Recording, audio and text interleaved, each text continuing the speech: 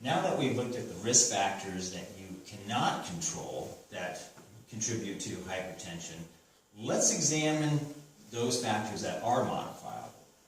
Certainly, foremost, one of the most powerful ones is exercise.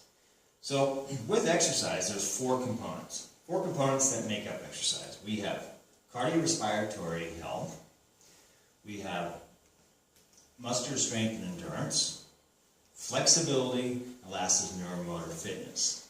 It's the first two that will contribute to lowering hypertension. So let's take a look first at cardiorespiratory fitness. What does that do? Well, when you are engaged in aerobic exercise, your heart has to work harder. It has to increase the amount of blood and consequently the oxygen metabolites that are within that blood to the cells of the working muscles to provide them the energy that is necessary to perform the exercise. As the work output goes up, so too does the amount of blood that goes there. Consequently, does the heart rate goes up. But along with that, so does the force along the inside of the arterial walls. And that, of course, is blood pressure. So one of the many benefits, though, of doing aerobic exercise is what it will do is it will increase the strength of the heart, so it doesn't have to beat as fast. So given an individual who is fit, as opposed to one who is cardiorespiratory unfit, that individual will not have to work as hard. His heart rate will actually be less per given work output.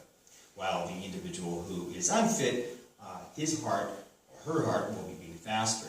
So how does the body allow for this extra amount of blood that's necessary, even though that the heart is not beating as fast? Well, it increases something called contractility strength. So each time it contracts with more force.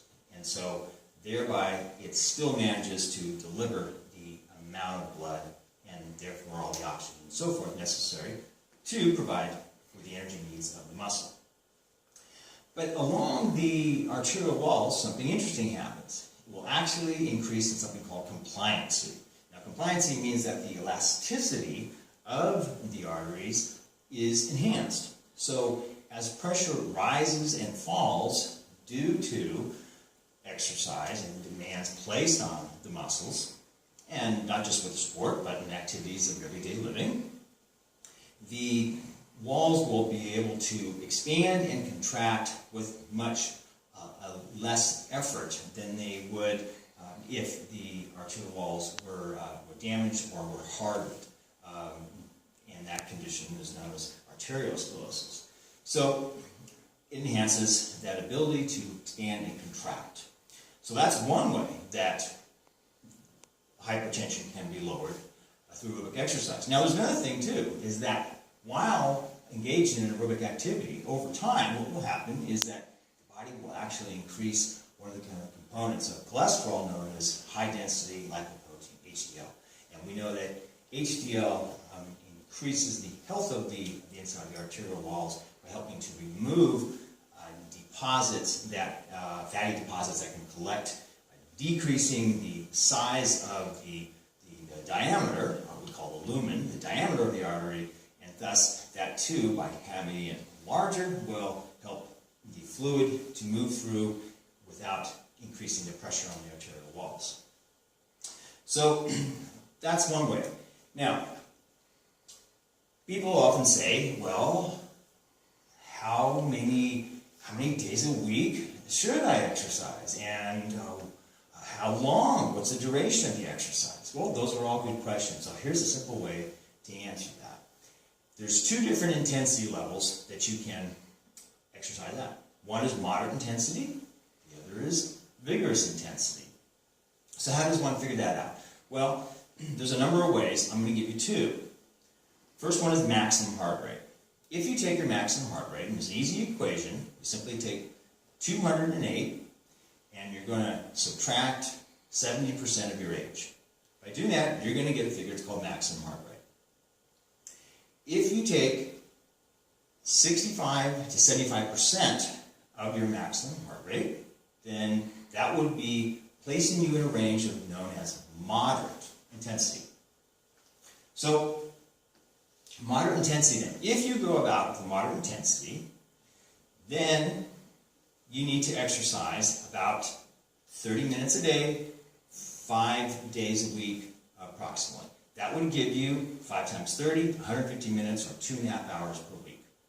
Ideally, you want to go ahead and exercise every day, but 5 to 7 days a week in that area would be wonderful. Now, here's another way to determine if you're at moderate intensity. If you are, say, with a partner and you're walking or running and you can talk with carrying out a relatively easy conversation, a group of 7, 8 words at a time, then that would be considered moderate intensity. Okay. If you can sing, well, okay, that's too easy. Then you're going to go ahead and have to pick it up a little bit. So that's one way to do it. Now, what happens if you can only get in simple one-word answers, say, for if somebody is asking you a question, that's the best you can do, just say yes or no. Well, that's probably at a vigorous intensity.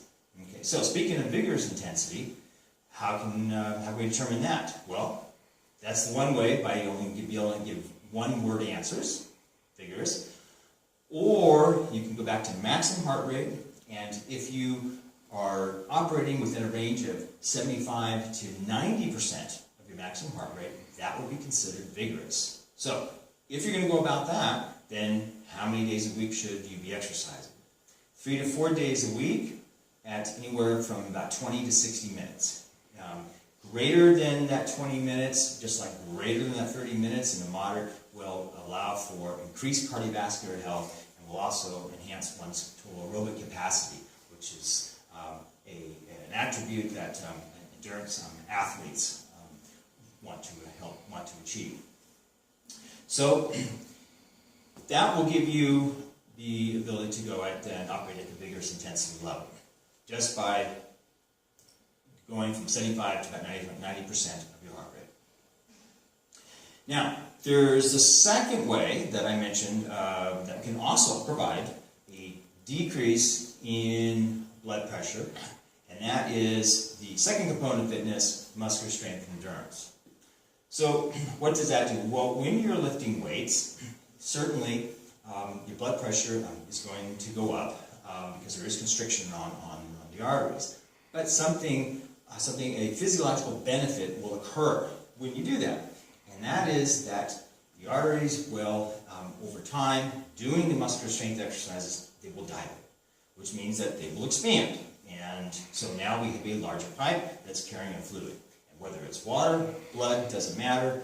If you increase the diameter of the vessel, then you can reduce the pressure. Some people are concerned and they say, well, isn't it going to increase my blood pressure to a dangerous level? With a normal vascular system and a healthy heart, it's not a concern. Those that already are in a hypertensive state, they should exercise caution when they are doing it, and consequently they should have a trained individual that can work with them. Somebody who is certified by a recognized agency, a professional organization, such as American College of Sports Medicine.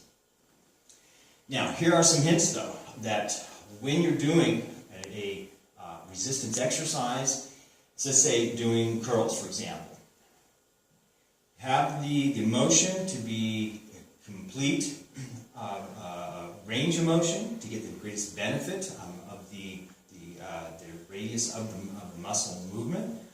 Also, make sure that as you're doing it, you keep yourself moving. You're not stopping. Okay? Stopping the exercise is isometric, and it can cause a higher level of blood pressure. But as long as it is moving, then you will not prevent having unhealthy levels. Also, you want to breathe out. So during the contraction phase of the muscle, you want to breathe out, and that prevents the thoracic cavity from being in an inflated state, pushing up against the arteries, causing the arteries, or at least restricting their ability from being able to expand and reducing that, or preventing high pressure that could result when when the thoracic cavity is pushing up against it. So breathe out in the contraction phase, and then as you're going down, you want to breathe in.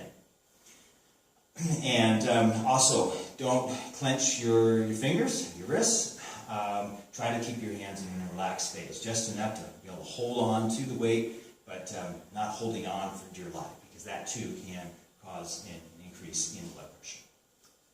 So now you have two different ways through exercise in reducing blood pressure.